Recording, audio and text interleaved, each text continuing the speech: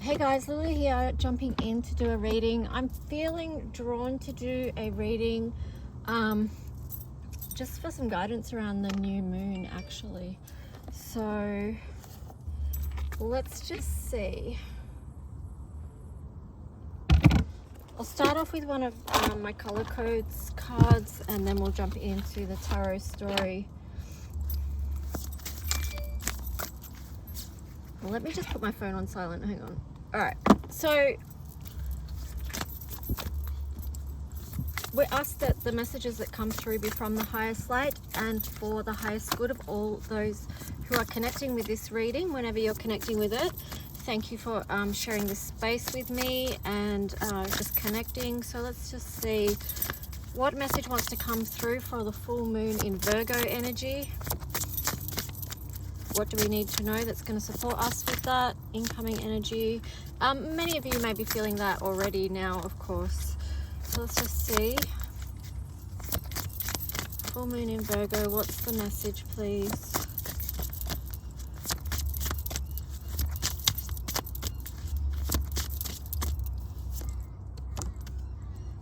The goddess awakens.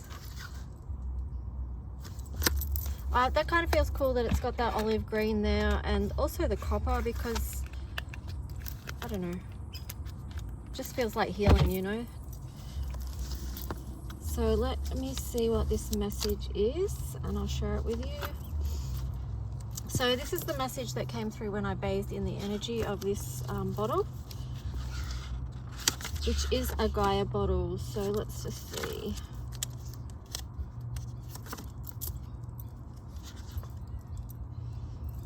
Okay, so I'll just sit this here. So I bathed in this one on the 22nd of the 10th, 2021. That reduces down to 10, the Wheel of Fortune, which then reduced down to 1, which is the Sun. So don't let go of your essence of creation. You want to return to what is pure and true. What you must remember is that it's inside of you. It's who you are, a guided star, sent from the galactic realms and planets afar. In times of Uranus, you would be wise to remember this. You are not without wisdom or higher knowing, and it's your light within you that must keep showing as you walk bravely forward. Let Mother Earth be your guide. She loves you forever, and her heart is open wide. She has gifts of her own, which many still go largely unknown, hidden away because of her power. But this is her time, this is her hour. That is why you hear the call to return. She will help you to let go and help you to burn anything not needed, to do the fire walk and know it's completed. What is she showing you? Can you look? Can you see? It's in the whisper of every wind. She wants you to be free. Free from bondage, from slavery, from despair. Come and rest in sweet nature, it's where you repair. The green fern against a burnt tree backdrop, which shows us proof of repair. Return to ancient ways of blessings and prayers, of daily rituals our ancestors once did, It's a blessing, let me start that paragraph again, okay? Return to ancient ways of blessings and prayers, of daily rituals that our ancestors once did. It's blessing the bread, saging our space, and the energy of give. The energy of give must come from a place of purity and balance within.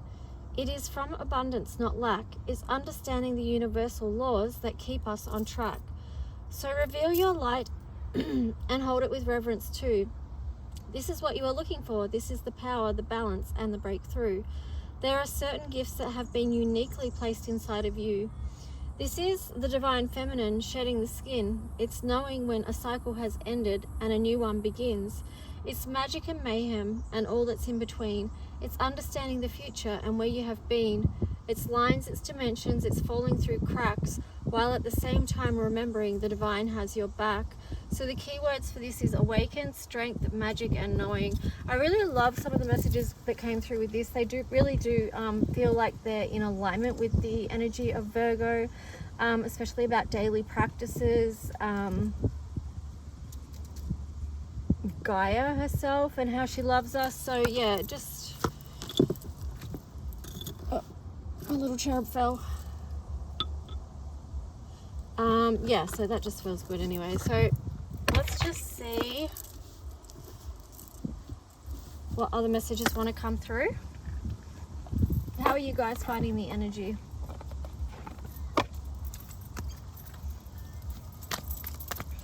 All right, so message from the divine for the full moon in Virgo. Authority. So this one just flipped out. That's interesting because I sat the little cherub on the solar plexus today. So I guess every day is a chance to stand in your own authority, to strengthen who you are, to remember who you are. Okay, so like here we've got moving on, that's in reverse. And then conflict and defeat. So perhaps the invitation here is to, it does feel like it's to balance the masculine and the feminine, because this feels very masculine. And the solar plexus is sun energy. I mean, that is the masculine, but yeah, it feels like there's somewhere that, you know, if you do have conflict around moving on and around moving, if you do have conflict about moving on and also changes, because here's a number 5. So number 5 can be like what we're releasing and letting go, and then also what we're moving forward with. So sometimes those times of change, which we are all in right now, can bring up, you know, despair or conflict or fear or whatever it is. Can be quite scary to move on from something. So I feel like that might be something that's going on. So what's the opportunity here, or what else do we need to know about this? Patience. Ooh, that is a challenge. Aqua speaking here, and patience is a challenge, right? Yeah, I mean, that's a 14 in reverse. So in the color mirror system, 14 is movement. So it's a little thing about divine timing, trusting in the process, being able to be where you are at as new beginnings come in, right? Because new beginnings are coming in, new journeys, new doors. What else for the full moon in Virgo, please? Spiritual union on the side there. So for some of you, it may be you're moving on from this connection. You might be moving on from that, or you might be having a new beginning. Wow, solar plexus in reverse there. So yeah, there's definitely something about that.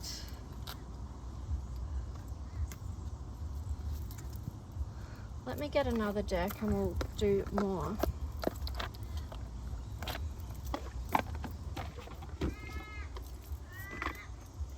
Let's see. Might go the Enchanted Map Oracle.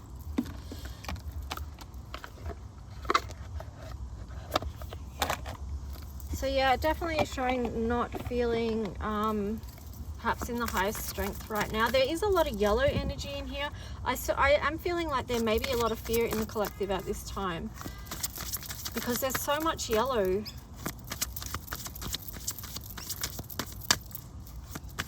And the reason why I'm saying it's fear is just because of, you know, what's in reverse here and stuff like that. I mean, it doesn't have to be fear. It could be on the other side joy, but, you know, because there's some reversals there, it's showing that it's a fear about moving on, or a fear about what's to come, or around changes. What else for the full moon in Virgo, please? What's the message to come through to support people, please?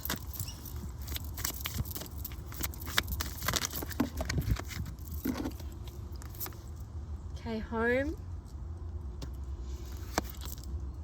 Unexpected visitors, that's interesting. Coming to life. Ooh, goblins.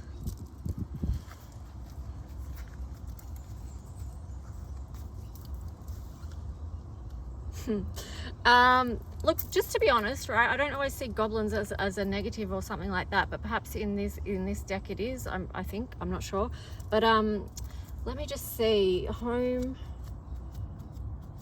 I kind of feel like to me, the goblins seem like they're the unexpected visitors, and what that means is that things that are going to be popping up or coming to your conscious awareness, it could be things like triggers, you know, or past memories, or fears even. Again, you've got the number 5 here. And this is, I love that this coming to life is a number 29, because that reduces to 11. And 29 is a challenging frequency, so it's like, you know, we're being continuously asked to move through gateways, to level up, to master something. You know how we repeat patterns until we get the message, until we master it, all that jazz. So yeah, it feels like just be aware that things are going to probably come up to be released around the full moon energy, and you may already be feeling that now. I feel like this home card, like it's a 27 reducing to 9, so this feels like it's part of the change. For many of you, it could be your home front, or what feels like home, that is changing for you. Again, it might be a move. So we talked about moving, and it could be to do with relationships, but it also could be to do with physical moves as well. And like with any changes, you know, they can be unexpected, especially if it's to do with Aquarius. And now, you know, Pluto's in Aquarius, so it's sort of like that energy is amplified. Then there's this card, Listening, and Wizard of Awareness. So to hear the higher truth, you have to be quiet and listen. You have to create those. No, you don't have to create the divine spaces, but you have to sit in those spaces. You have to create the space where it is silent enough for you to hear the messages, where you can move out of any anxiety with this solar plexus in reverse. Okay, and when you do that listening in and getting grounded, connecting with the 3, the energy of 3, that's when you can sort of help turn this around, move out of fear and move closer to joy as you connect more fully with yourself. Okay, let's see. I'll get another deck. What deck do you want, guys? Which one?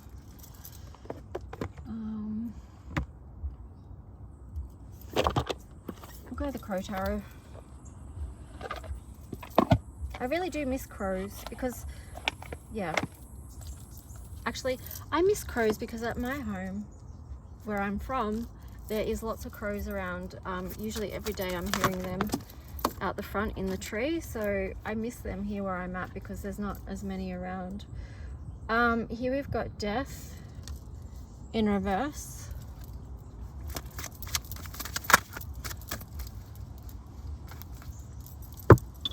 Oh, cherub just got knocked off the perch again. Poor little cherub.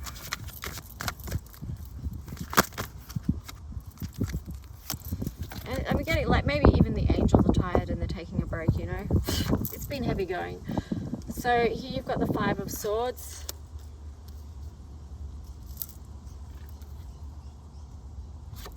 Eight of Wands. The Tower.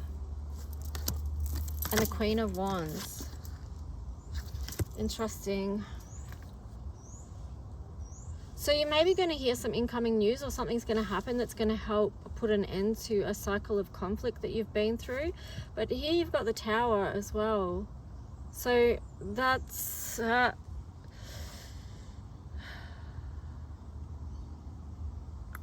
let me get a clarifier on top of that Tower. Whew. Yeah, there's more conflict. So... wow, there's conflict on either side, which seems intense. This is huge about new cycles, right? Because you've got new cycles ending on this side, and then on the other side of incoming information or action, I should say, is also ending of cycles. But here you've got the Queen of Wands. I love that the crow's in the middle of that. So it's like a cycle on either side, and then the crow is in the middle trying to balance it out. This feels like the energy of temperance in relation to this reading.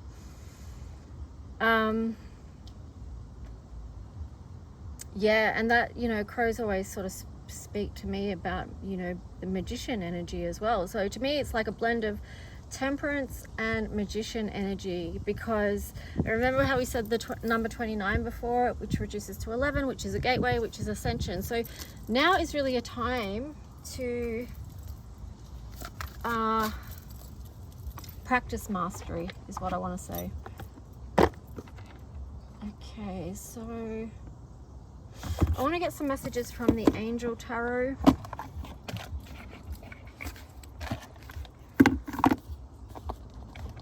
Sorry if this reading's a bit disjointed. It's just like the space I'm in right now, and the space and the place I'm in right now, the energy is kind of weird, so I feel like it's sort of come across a bit weird in how I'm sharing this with you, but nevertheless I'm still sharing. Okay, so let's just see. Just want to know what messages from the angels, what support from the angelic realms.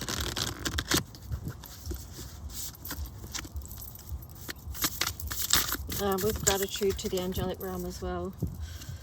Okay, so we've got the Nine of Pentacles in reverse. Submission to higher order, identifies traitors and destroys their plans. Okay, so the message with that is just to keep your eyes open. Like, don't be fooled. Don't be fooled by those that want to deceive you. You've got Seven of Swords here. Knowledge of good and evil, appeases divine anger, cures epilepsy. So yeah, I mean, this is just a big heads up. It's like eyes open to who's in front of you. Two of Cups. Fruition provides expansive intelligence and gives the grace of God. This is Luaya, the swiftly hearkening God. So I love how that sort of landed too. I put it on top of the Queen of Wands, because take action to connect with who is in alignment with you. Yeah, those two cards together feel really beautiful, really connected, really strong. So what strengthens you? What connections strengthen you in this time? Then we've got the Eight of Wands, the great and exalted God. Grandeur makes one passionate towards God. So be thankful in all things, I guess, is what was coming through with that. So just trying to move to a space where we can feel thankful for the life we have, even though that it is challenging, even though it brings challenges, it brings conflicts and things that we try to resolve, that we continuously try to come out of conflict with and to realign with what's in our highest good. So yeah, just being grateful for those experiences, finding the gold in them. And then we've got Four of Pentacles here. God liberating the oppressed, self-atonement, cures mental illness, deliverance from persecution. So I'm just getting like free yourself as well, like free yourself from any any chaos within, whether it's mental, physical, spiritual, emotional, it's all connected. So if you need to do the work, just, you know, do the work as a gift to yourself. And yeah, I mean, it's not that helps everyone when you do your own personal work and you heal what needs healing within yourself. So that's that big message about awareness, alignment, eyes open, transmuting and transformation. What other deck shall we use? We'll do the Queen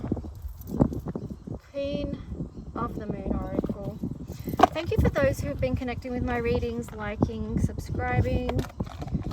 If you do want to book a personal reading, the details are in the About section of this channel, and I try and put them in the bottom of the in the description below as well. So here we've got beauty. So tune into the beauty of life. And then you've got fear, which is in reverse. So fear came up as a big thing at the start. And sometimes when we focus more on the beauty than what scares us in life, then that's what expands. We begin to see more beauty around us rather than more things to be fearful about. So just using that as a practice as well. Okay guys, we've hit 20 minutes, so I'm going to end it here. I'll try and jump in with more readings soon. Hope you enjoyed this one. Okay, bye.